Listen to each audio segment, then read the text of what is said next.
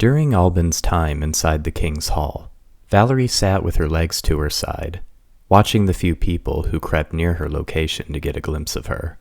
She shouldn't have felt hurt, seeing as she had dealt with this behavior for years now, but something about the reaction she got here stung her a little more. Perhaps it was the fact that the people didn't even know her and seemed to be afraid of giants in general.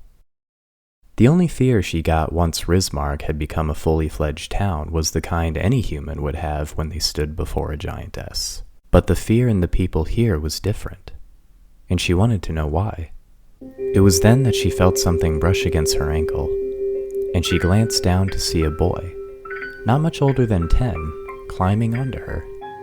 "Well, hello there," she said, smiling.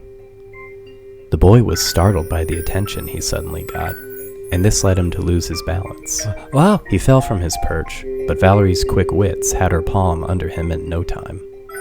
This wasn't the first time she had to catch a human, let alone a young boy. She brought her hand closer to her face to get a better look at him. He was a child for sure, and his hair was curly and unkempt. Still, he wore clothes fitting of the higher class, which was odd when compared to how he kept himself. "What's your name, little one?" Luke, ma'am.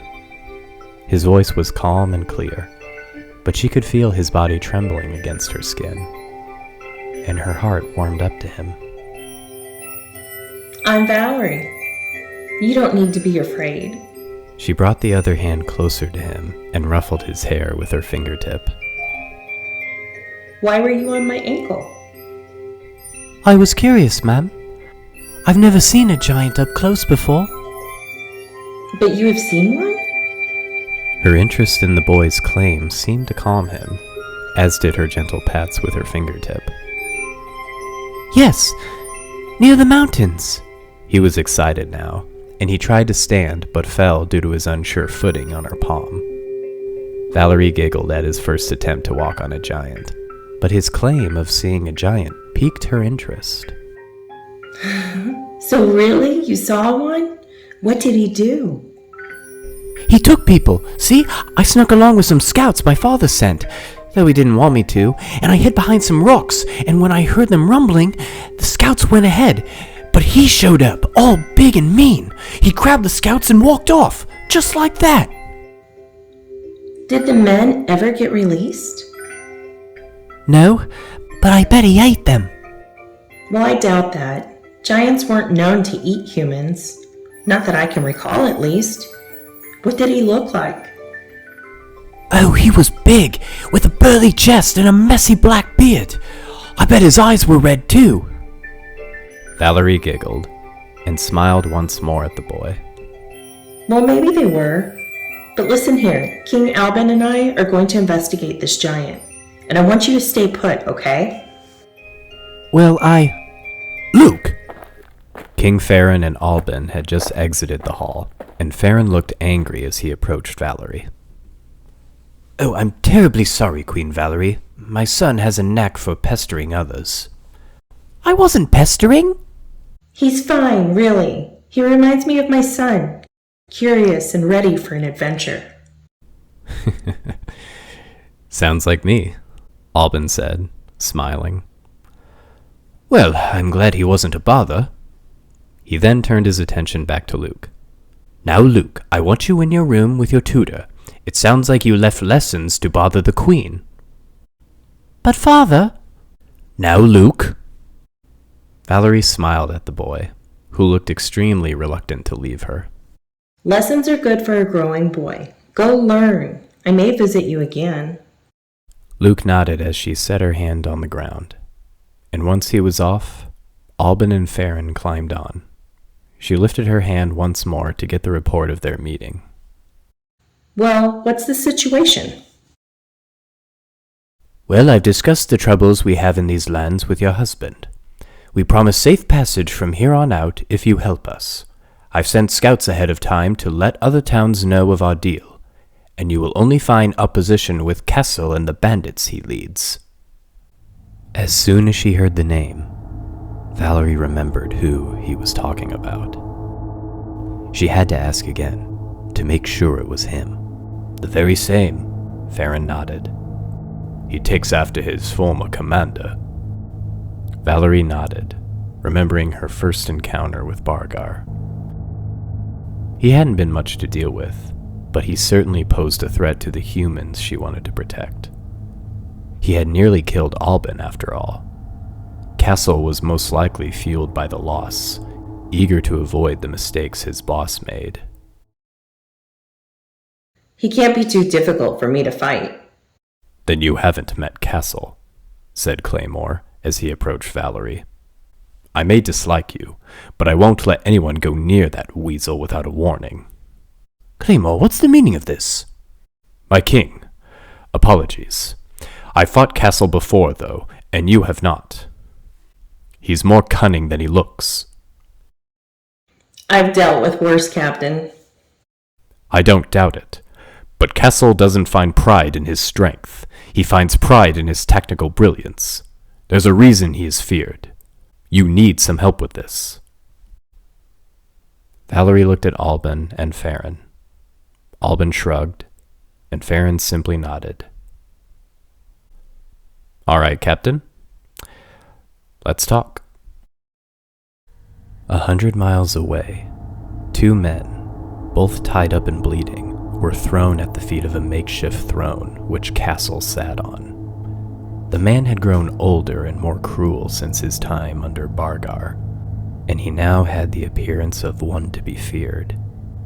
He wore a coat of black fur and had his black hair cut short. His eyes were dark, and he had a scar on his cheek, one he wore with pride after surviving the attack on Bargar's fortress by the giantess.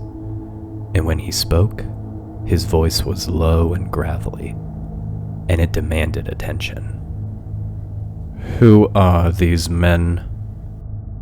They're messengers from Liston, my lord. King Ferran is trying to speak to the other towns. The fool. Let's send their heads back in bags to remind him of who truly rules these lands. Sir, you'll want to hear what they have to say. Kassel growled, and then nodded. One of the guards kicked the messenger, who looked to be younger, maybe in his early 20s, and his voice shook when he spoke. We're sending a message to the other towns. What of? Speak, boy. The visitor. Someone they must not attack. Some giantess, I think. Kassel felt his heart leap in his chest. This was it. The chance to prove himself the more worthy bandit lord.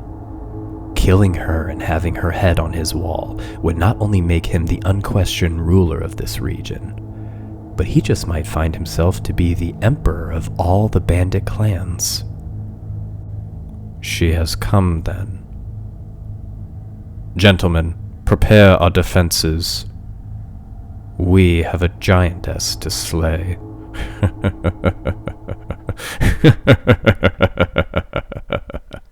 Kassel laughed heartily and turned back to his throne. Just as he heard a slight sigh escape the mouth of the young messenger, he drew the sword from his side and swung in an arc behind him, slicing both heads off completely. Yes. Come here and face me, you whore. Come and face Kassel, the true bandit lord. After a few hours, the evening began to fall, and a plan was formed. Valerie would approach from head on, drawing out Kassel's forces, while Alban and Claymore, along with half a dozen men, would storm his fortress and raze it. Before anyone would know any better, they'd be surrounded. They'd have to set out early the next morning, hoping to keep the cover of dark to make their plan work. As the evening sun set, Valerie laid herself just outside the city walls, with Alban tucked neatly near her chest. Without prying eyes, the two enjoyed some alone time together before their short battle the next day. Alban lay there, his ear pressed against her chest, as he listened to the rhythmic beating of her heart. It's so calming to hear that, you know? What? She said, bending her head up slightly, though she still couldn't quite see him. Your heart. It's soothing. Valerie smiled as she put her hand near him. She took a single finger and pressed it lightly against his chest. Sure enough, she could feel the tiny heart beating, just barely. Alban took a hold of her fingertip while it rested there and kissed it, which made her smile even more. You're the sweetest man I've ever known, Alban. It's easy when you know the sweetest woman in the world. Valerie decided to gently pick him up and brought him to her mouth, his body enclosed safely in her grasp, and she kissed him, her lips fully engulfing his head, but he enjoyed every bit of it. He kissed her back, his contribution being a mere peck on her giant lips. Sleep tight, my love, She said, carefully setting him back on her neck, her hair pulled up to be a blanket for him.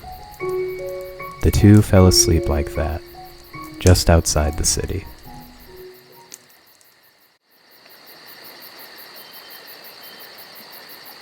Look, we could kill her now. No, Kassel wants her to himself. Something personal. The two scouts hid in the forest, and behind them was a detachment of soldiers, all sent to wait upon Kassel's signal. Why not now? We can slice her neck and be rid of her. The commander has a plan. When he has a plan, he's usually good on executing them.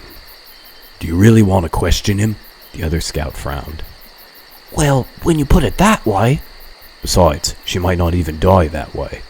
Lucky for us, she'll be off at the fortress while we plunder the city, free of harm. We capture the king, force the giantess to surrender if Kassel doesn't have his way with her. Oh right, that does make more sense.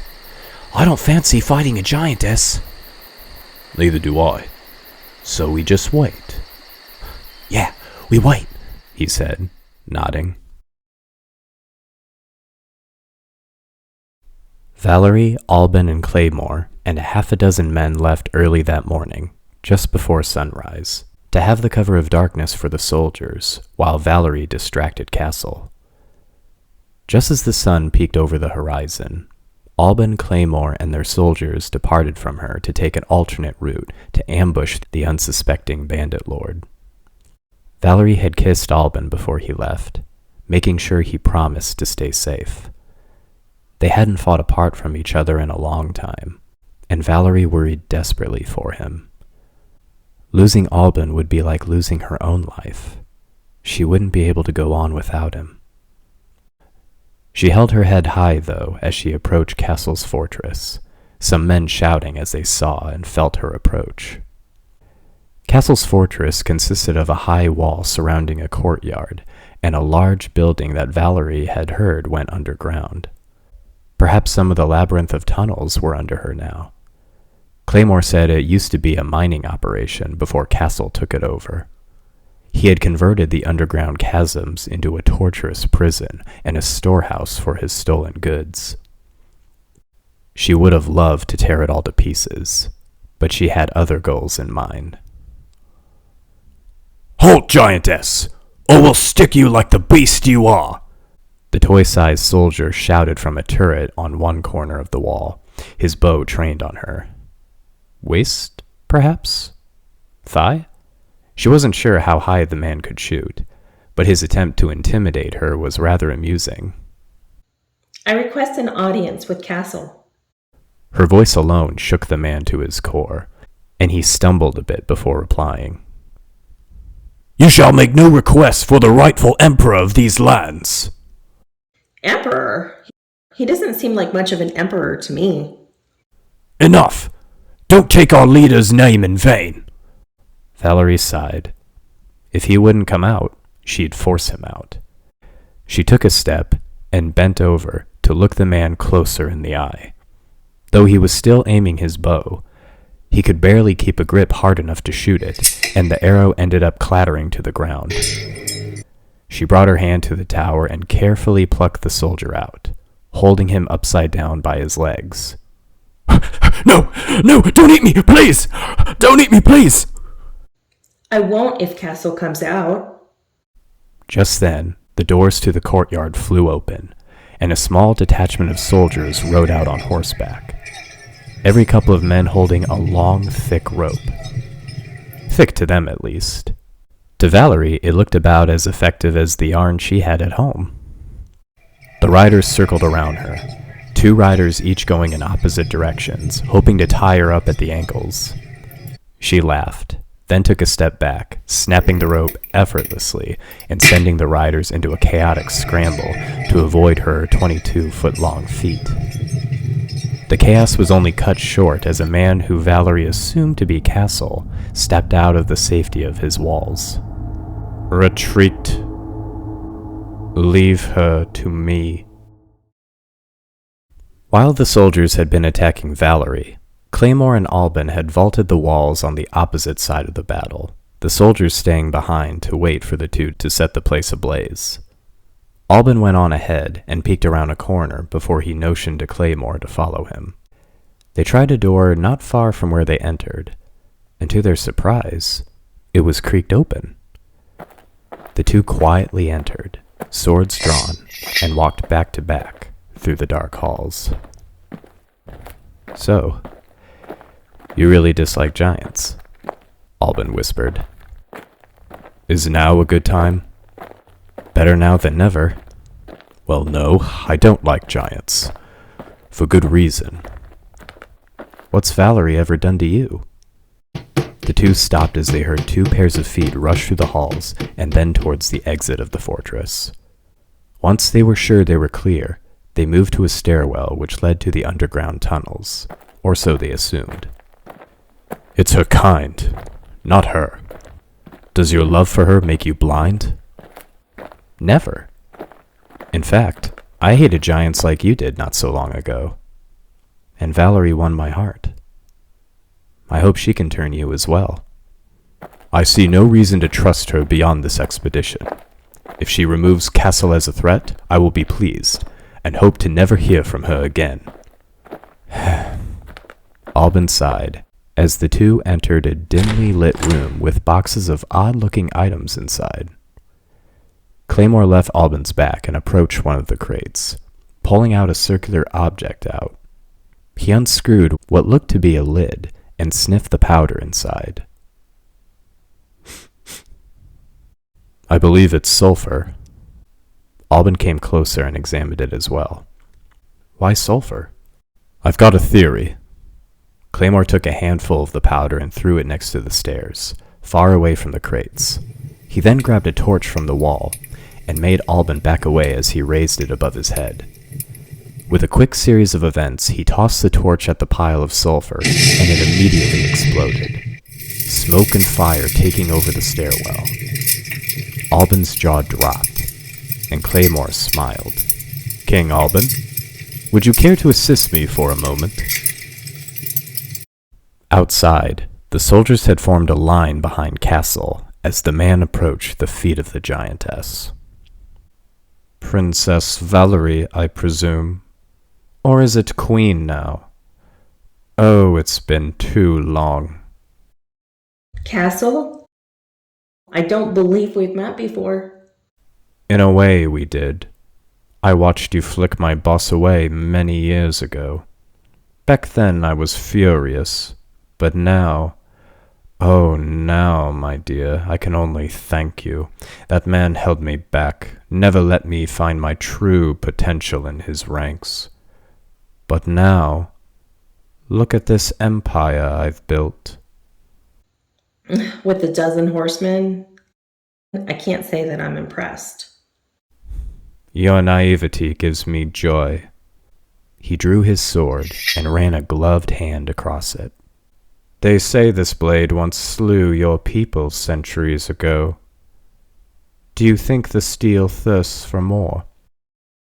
Your confidence will be your downfall, you murderous rat. "Then crush me. Grind my bones to dust." Kassel laughed as Valerie kept her feet firm. You're too soft, giant. Nothing like the man I've heard of in the mountains. He pointed his sword up at her. Killing you would not be enough to pay for your crimes. You will rot in Liston prison. I will do. A great boom sounded behind the bandit lord as rocks and debris from the fortress walls flew out into the field. Smoke and fire lit up the sky, and the soldiers that had been standing firm now led their horses away, and right into the line of fire of the men of Liston. Alban and Claymore exited the gaping hole in the fortress wall, and Valerie laughed. You two make quite the entrance. My lady, we seek to please, Alban said, bowing. The victory was cut short as Kassel pushed himself back up and laughed.